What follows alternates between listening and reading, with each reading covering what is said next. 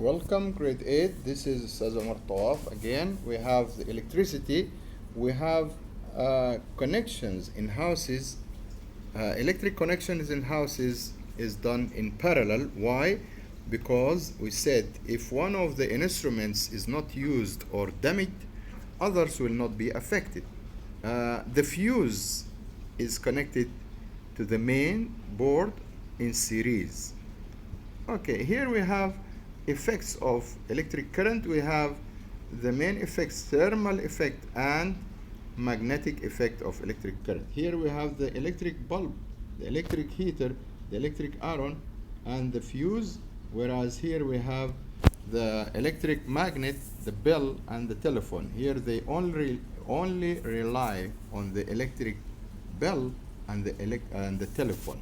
Okay, now let's go further to see the thermal effects. Here we have the thermal effect. Let's start with the first one, which is the electric bulb. It is invented by Thomas Edison, and it is made of a wire called tungsten, which has a high resistance and high melting point. Okay, and it has the ability to glow. The properties, it tolerates high temperatures. It doesn't melt easily because it has a high melting point, and it has the ability to glow. It has the ability to glow. Glowing means emitting light when heated. Okay, but it is oxidized. It is easily oxidized. That means it reacts with air or oxygen. That is why the glass bulb is emptied from air and filled with an inert gas like argon. Okay, so this is the electric bulb or electric lamp. Here we have the electric heater. Sometimes it is electric oven, sometimes electric stove, sometimes electric cooker, whatever. It is made of a loopy wire to increase the amount of heat produced. Also, we have the electric iron. The electric iron, here it is the amount of, to increase the amount of heat produced. The electric iron is also made of a loopy wire. Why? To increase the amount of heat produced.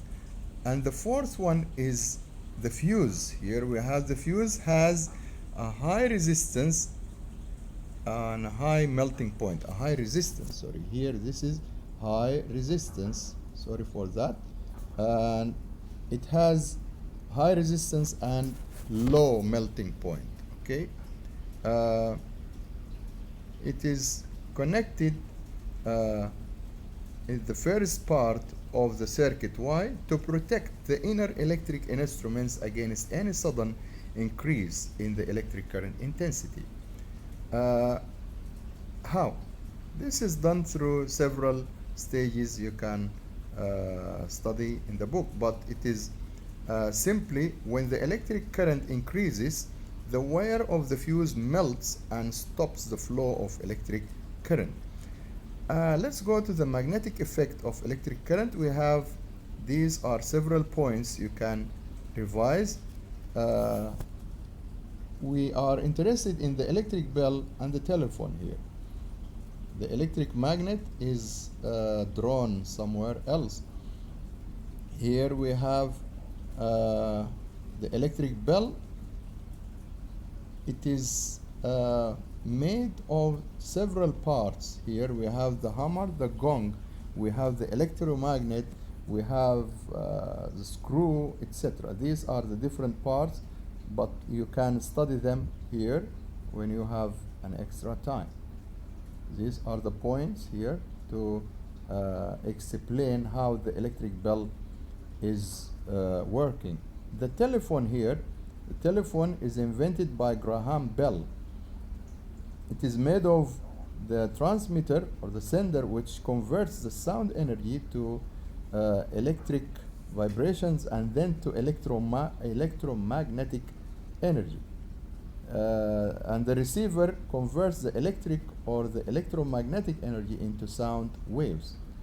Here, these are the points. You can go through them briefly if you want.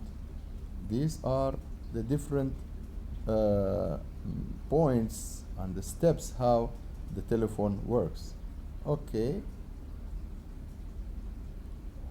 they are important, but for our coming exam, it's just to know that the effects of electric current are either thermal effect or magnetic effect.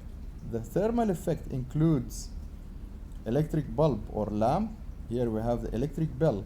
Here we have the electric heater. And here we have the telephone.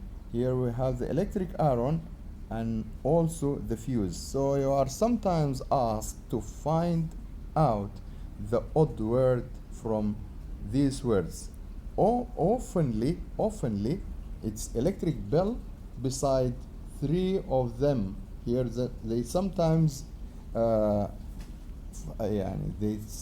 give you the 4 items to identify which one is the odd word, and it is always the electric bell or the telephone.